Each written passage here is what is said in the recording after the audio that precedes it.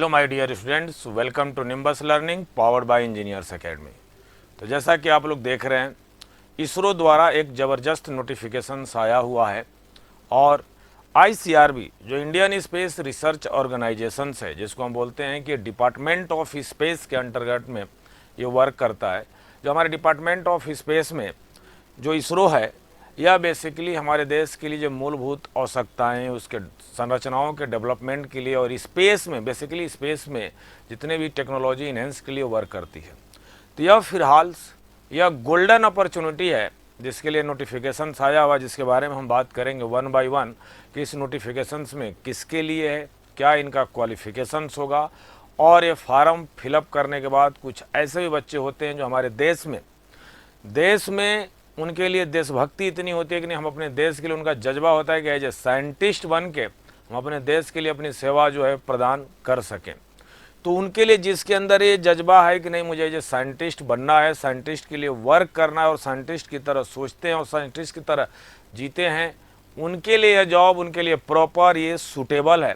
तो बात कर रहे हैं इसमें क्या है कि जो इसरो द्वारा जैसा आप देख रहे हो कि department of space government of India यह जो एग्ज़ाम कराती है वो एग्ज़ाम कराता है जो इसरो द्वारा, इसको हम बोलते हैं इसरो आईसीआरबी। इसरो जो एग्ज़ाम इसको कंडक्ट कराती है, जो रिक्रूटमेंट बोर्ड है, उसको हम बोलते हैं इसरो आईसीआरबी। जहाँ पर देख लें कि इसरो का सेंट्रलाइज्ड रिक्रूटमेंट बोर्ड है। जैसे आई से उन्होंने पूरा का पूरा इसरो रखा हुआ है, सी से सेंट्रलाइज्ड और आर से रिक्रूटमेंट एंड बोर्ड। यदि मैं बात करूँ यहाँ पर तो यह बेसिकली जिसके लिए जो वैकेंसी आई हुई है, यह वैकेंसी है हमारे लिए सिविल ब्रांच के लिए।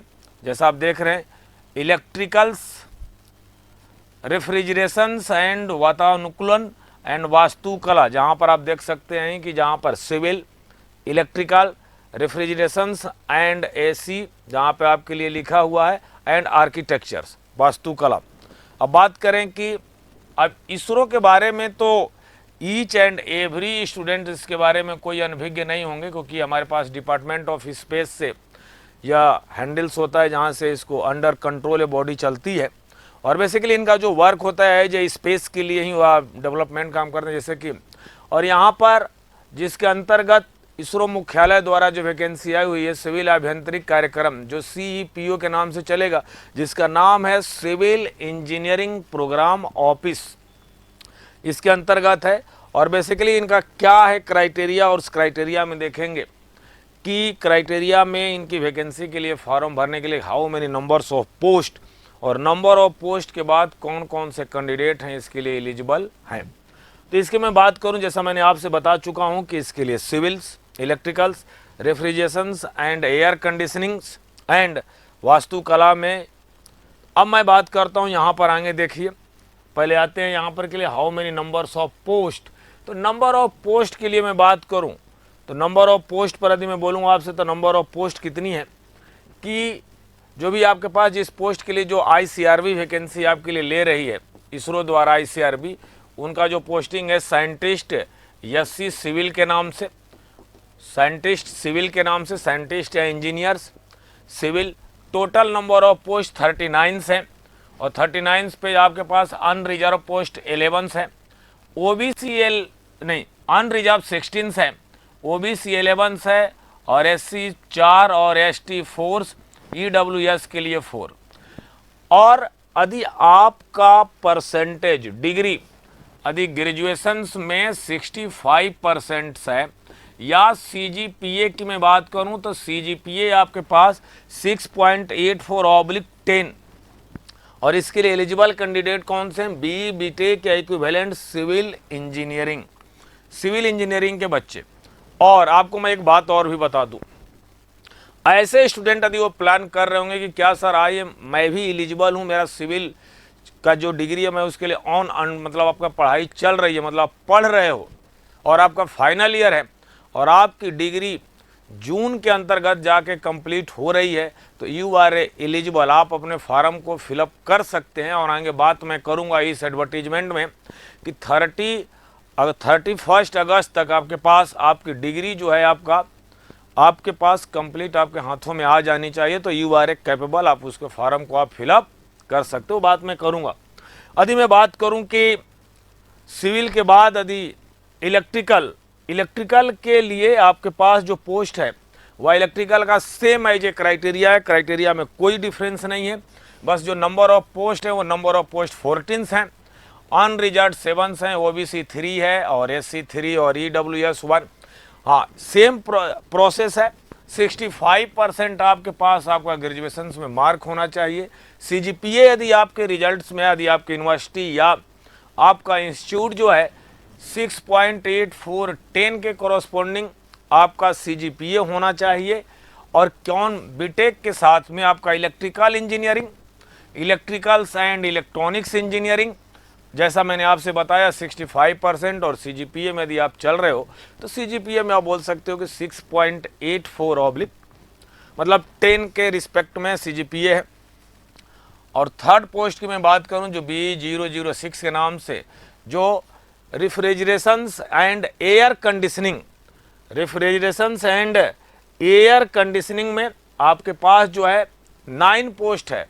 और 9 पोस्ट के साथ इसके लिए देखिएगा 65% तो सेम है। आपका ग्रेजुएशंस में जो बीटेक का ग्रेजुएशंस में यदि मैं बात करूं, और आप यहाँ तक बोल सकते हो बीटेक ग्रेजुएशन के साथ साथ जैसे आपका बैचलर की डिग्री, बैचलर की डिग्री जिसके लिए आप बोल सकते हो कि आपके बैचलर की डिग्री में बीटेक के लिए 65% होना चाहिए। तो यदि मैं यहाँ पर बोलूँ कि 2 पोस्ट है, 3 पोस्ट है, 3 पोस्ट है मतलब अनरिजर्व्ड ओबीसी एससी और ईडब्ल्यूएस का 1 पोस्ट है।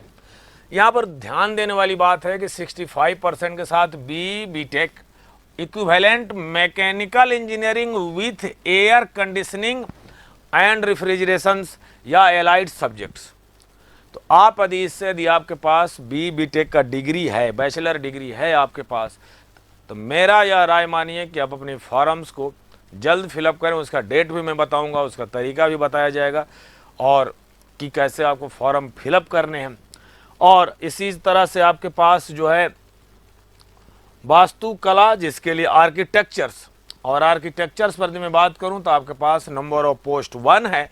और बैचलर डिग्री इन आर्किटेक्चर्स में आपके पास 65% और 6.84 ऑब्लिक 10 मतलब आपका सीजीपीए होना चाहिए। इसके साथ यदि आपके पास क्वालिफिकेशंस के साथ आपका मार्कशीट है, आप इस वैकेंसी को ज़रूर फिलअप करें। और भर्ती को वैकेंसी को फिलअप करने के बाद, और आपके पास 1 इस तरह से पैरेलल पोस्ट हैं, ऑटोनोमस एससी के लिए सिविल 1 एंड आर्किटेक्चर्स के लिए 1 आपके लिए ऑटोनोमस बॉडी में। तो यदि यहाँ का ये नॉर्मल सा आपने वैकेंसी के बारे में देखा कि जो डिपार्टमेंट ऑफ स्पेस के लिए जो वैकेंसी आई हुई हैं उसमें आपके civil, electricals, air and conditioning, refrigerations post के लिए, और वास्तुकला, आर्किटेक्चर्स, और आपके लिए सिविल और आर्किटेक्चर्स के लिए ऑटोनोमस बॉडी के लिए 1-1 पोस्ट है।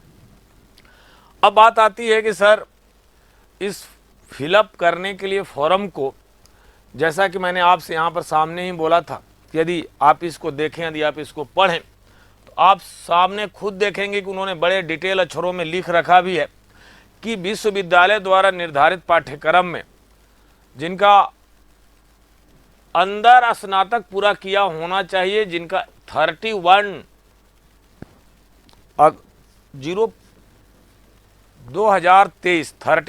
अगस्त तक आपकी जो डिग्री है ना वह आपके पास उपलब्ध होनी चाहिए। और पूरे सेमेस्टर का यदि मार्क की मैं बात करूं, यदि आप उनका एग्रीगेट कर रहे हैं तो आपका 65% हो। और 65% के बाद आपका क्या होना चाहिए कि आपका 6.84 ऑब्लिक 10 का सीजीपीए मार्क्स आपका पास होना चाहिए। और जो स्टूडेंट अनारक्षित, अनरिजर्व्ड, ओबीसी, एससी एसटी में जो आते हैं उनके लिए, आर्थिक कमजोर के लिए, उनके लिए उन्होंने कुछ दिए हुए हैं कि इसके एज में छूट दी जाएगी, सारी बातें उनके लिए उन्होंने बता रखी है। यदि मैं बात करूं यहाँ पर मेन बात के लिए, यहाँ पर जैसे हर स्टूडेंट्स यदि फॉर्म फिलअप करना चाहता है तो वह नंबर्स ऑफ पोस्ट कितने हैं, नंबर ऑफ पोस्ट देखा, उनका क्राइटेरिया क्या देखा, और थर्ड वो देखते हैं कि हमारी एलिजिबिलिटी में एज का।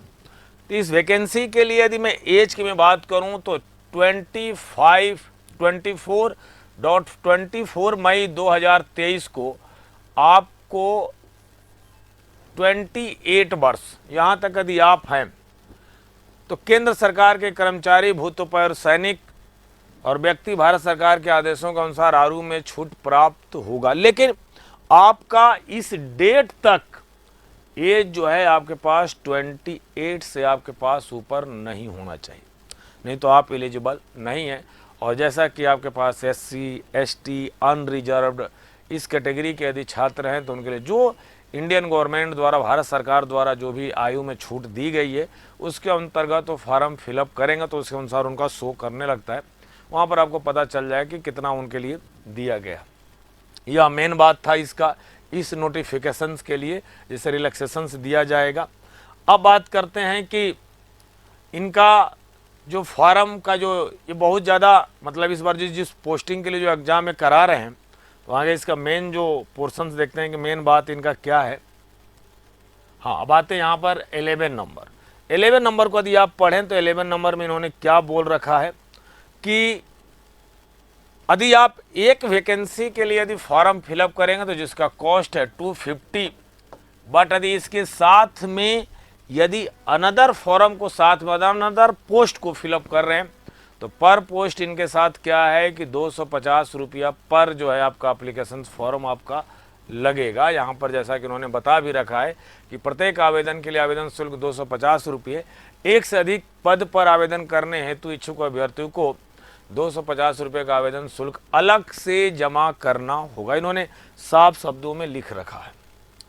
अब सुनिए, अब उन्होंने साफ इन्होंने बोला हुआ है यहाँ पर क्या, आपको पूरा डिटेल पढ़ने का मतलब क्योंकि मैंने आप उसको, अब बात आती है कि आपने जैसे पेमेंट ऑफ फॉर्म फिलअप किया, आपके पास तुरंत मेक एंड पेमेंट का विंडोज ओपन होगा। यदि आपके पास तुरंत चाहते हैं तो तुरंत फिलअप कर लें, या तो आप 1 या 2 दिन के बाद within the application date अपना फॉर्म जो है आप फिलअप कर सकते हो। मैं डेट बताऊंगा कब है। आप नेट बैंकिंग यूज कर सकते हैं और अदर बैंक के साथ भी।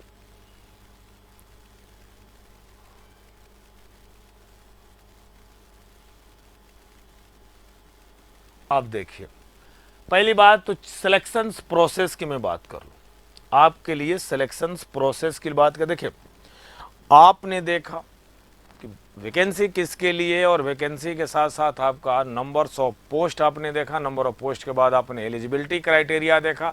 एलिजिबिलिटी क्राइटेरिया के बाद आपने उसका फीस और एज में देखा। और इनके जो सेंटर्स हैं बड़े लिमिटेड हैं, अहमदाबाद, बेंगलुरु, चेन्नई, देहरादून, गुवाहाटी, हैदराबाद, कोलकाता, लखनऊ, मुंबई और नई दिल्ली, तिरुवनंतपुरम। टोटल पूरे ऑल इंडिया में 11 स्थानों पर ही ये पेपर करा रहे हैं जैसा कि आप देख रहे हैं। और पेपर में एक बात समझिए, पेपर का जो इनका क्राइटेरिया क्या है। पेपर के क्राइटेरिया में इनका ये है कि 120 मिनट का क्वेश्चन होगा। 120 मिनट में कर रहा हूँ, 120 मिनट का टाइमिंग होगा। 80 प्लस जो है 80 प्लस 15 क्वेश्चन होंगे। 80 प्लस 15 क्वेश्चन होंगे। 80 क्वेश्चन आपका 1 मार्क्स का होगा। 80 क्वेश्चन 1 मार्क्स। और इसमें भी 80 क्वेश्चंस के 1 मार्क में आपके पास इन्होंने 2 पार्ट बनाया हुआ है, part A and plus part B. तो पार्ट बी जो है, पार्ट ए में 80 क्वेश्चंस है, हर क्वेश्चन 1 मार्क्स, तो 80 मार्क्स हुआ। देन आफ्टर निगेटिव मार्किंग पर 1/3 का डिडक्शंस है और करेक्ट होने पर 1 मार्क्स है आपके पास। करेक्ट होने पर 1 मार्क्स है। इसमें भी इन्होंने बोले रखा है कि 75% आपके पास जो सब्जेक्ट से रिलेटेड होंगे और 25% आपके पास एलाइड सब्जेक्ट से होगा, जो विशेष वस्तु प्रश्न होंगे।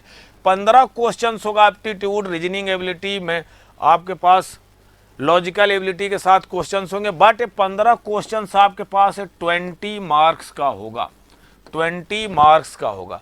हाँ, एक बात इसमें और है कि जो आपने पेपर्स को आपने यहाँ पर देखें और पेपर को देखने के बाद डिटेल मैंने आपको सारी बातें यहाँ का मैंने बता दिया आपको। टोटल यहाँ का जितना भी आपने देखा कि 80 क्वेश्चन में 75% जो है ना आपका 75% आपके सब्जेक्ट से, मतलब जिस ब्रांच से आप फॉर्म को फिलअप कर रहे हैं, और 25% प्रश्नों में संबंध क्षेत्रों के विषय शामिल होंगे। इसमें आपका 1 मार्क्स पर क्वेश्चन पर है, -1/3 निगेटिव मार्क्स है। लेकिन जो पार्ट बी है इसमें 20 अंक होंगे, 15 क्वेश्चन होगा एमसीक्यू, इसमें निगेटिव मार्किंग नहीं है, इसमें निगेटिव मार्किंग नहीं है। और आपके पास टॉपिक उन्होंने खुद दे रखा है, numerical reasoning, logical reasoning, diagrammatic reasoning, abstract reasoning and deductive reasoning, ये आपके पोर्शन से यहाँ से होगा। बट एक बात और है कि जो सिलेक्शन क्राइटेरिया होगा इन्होंने अनरिजर्व्ड और रिजर्व्ड के लिए अलग से रख रखा है। अनरिजर्व्ड में इन्होंने बता ये रखा है कि 50-50% का मतलब 50 पार्ट ए और पार्ट बी दोनों के लिए इन्होंने सेक्शनल कट ऑफ की तरह रख रखा है। यदि 50% आपका पार्ट ए में आना चाहिए, 50% आपका पार्ट बी में आना चाहिए, इंटरव्यू आपके पास 50 और 100 का होगा, दोनों का फाइनल सिलेक्शन एग्रीगेशन आपके पास 60% का होना चाहिए। रिजर्व्ड कैंडिडेट, ये आपके पास अनरिजर्व्ड कैंडिडेट थे। रिजर्व कैंडिडेट के लिए पोस्ट रिजर्व जिसके लिए है 40% पार्ट ए में होना चाहिए, 40% पार्ट बी में होना चाहिए। इंटरव्यू का आपका 40/100 है अंक और 50% एग्रीगेट आपका मार्क्स होना चाहिए। जब फाइनल मेरिट लिस्ट बनेगी, फाइनल मेरिट लिस्ट आपके पास बनेगा तो रिटन टेस्ट का 50%, रिटन टेस्ट 50% और इंटरव्यू का आपके पास 50% आपके पास मेरिट लिस्ट के लिए आपका सिलेक्शंस में जाएगा। पहली बात इन्होंने साफ डिटेल बता रखा है। अब वेतन एंड भत्ते की बात करूं तो बहुत आप जान ही रहे हैं।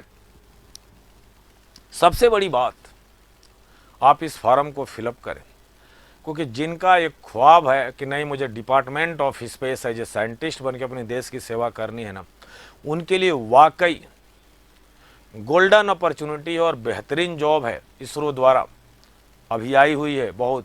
तो आप इनको डिले ना करें, इसके फॉर्म को आप फिलअप करें और किसी भी तरह का, जिस तरह से आप देख रहे हैं यहाँ पर पे बैंड भी बहुत ज़बरदस्त है। और पे बैंड कितना है कि मैट्रिक पे वेतन का जो पे बैंड है आपका 10 का है, और जो प्रति माह, अब इसके लिए आप डिटेल देख लीजिए। बहुत आपके पास ये सारी बातें जो हैं डिटेल जो है फॉर्म भरने के लिए आपके पास यहाँ पर इस वेबसाइट पर जाएं। वेबसाइट क्या सेंटर से, जहाँ पर इन्होंने साफ बोल रखा है कि इसरो के पास पूरा राइट टू अधिकार है, पोस्ट को पूरा फिलअप कर सकते हैं, पोस्ट को नहीं पूरा फिलअप कर सकते हैं। ये आपके पास किसी भी सेंटर्स पर कभी भी पदों के अनुसार वो ट्रांसफ़र भी कर सकते हैं। यू आर एलिजिबल्स फॉर पोस्ट पे जाने के लिए, ट्रांसफ़र होने के लिए, सारी बातें उन्होंने, सारी बातें जैसे हर नोटिफिकेशंस में आता है कि अभी ये पोस्ट आपके पास टेम्प्रोरी है, जिस तरह से कंटिन्यू आप रख सकते हैं। टेम्प्रोरी बोलने का तात्पर्य हमारा, इन्होंने, मैं नहीं, इन्होंने देखिए यहाँ पर खुद ऑलरेडी ये बोल रखे हैं कि जिस पोस्ट की मैं बात कर रहा हूँ, तो सुनिए, अब ये मेन बात है यहाँ पर। वैसे शुरुआती आपका प्रोविज़न जिस तरह से पीरियड होता है, अब यहाँ पर इन्होंने क्या बोल रखा है ज़रा देखिए। जो ऑनलाइन ओपनिंग डेट रजिस्ट्रेशन से 4/5/2023 आप तुरंत जाएं, फॉर्म को फिलअप करें। डेट आपका विंडोज ओपन हो चुकी है। लास्ट डेट जो है आपके पास 24/5/2023 है और शुल्क की अंतिम तिथि है जो है 26/5/2023, मतलब 2 दिन और विंडोज ओपन करेंगे। और आपको फॉर्म कहाँ से फिलअप करना है, फॉर्म जो है आप देख रहे हैं के लिए www.isro.government.in का, इस पर क्लिक करें और फॉर्म यहाँ पर आपके पास लिंक होगा, आप उसको फिलअप कर लें। और सेकेंड लास्ट, इस तरह से जो भी इस वैकेंसी से रिलेटेड यदि आपको किसी भी तरह का डाउट हो तो निम्बस लर्निंग जो है यूट्यूब चैनल्स को आप ज़रूर देखें, सब्सक्राइब कर लें। और इससे रिलेटेड जो भी आपको किसी भी तरह का नोटिफिकेशन से कोई डाउट हो, चाहे जो भी किसी भी तरह का हेल्प चाहिए, तो आपके पास इस वीडियो के नीचे गूगल फॉर्म लिंक्स हैं, आप वहाँ पे अपने फॉर्म को फिलअप कर लें। और जैसे कि एक आइडिया मिल जाएगा कि नहीं क्या किसी भी तरह का क्या डाउट है, किसी भी तरह का क्या प्रॉब्लम्स है आपको, तो ज़रूर इस फॉर्म को फिलअप करें और आप हमारे साथ जुड़ें। और जुड़ने के साथ जो भी आपका अपने ड्रीम है आप उसको फुलफ़िल करें। Thank you. All the best. If you really like the video, please hit the like button and share the video. Subscribe to our YouTube channel and press the bell icon for the latest updates. Thank you.